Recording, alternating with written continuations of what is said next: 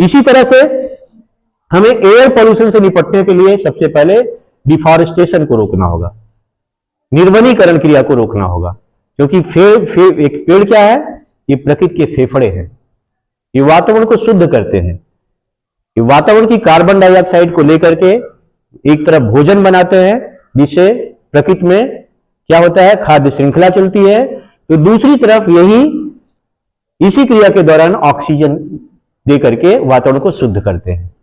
तो पेड़ पौधे हमारे लिए क्या है, बहुत ही लाभदायक हैं, या कह सकते हैं पूरी प्रकृति के संतुलन को बनाए रखने के लिए जरूरी है।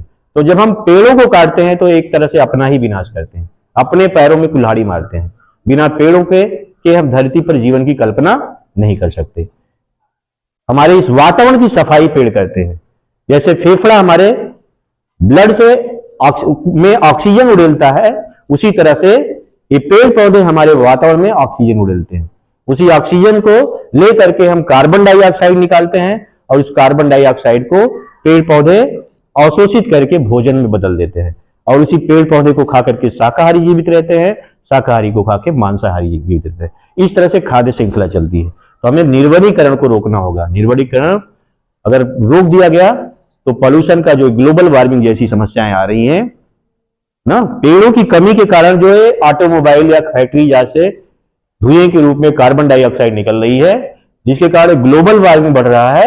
इसको रोका जा सकता है अगर हम वनीकरण कर दें।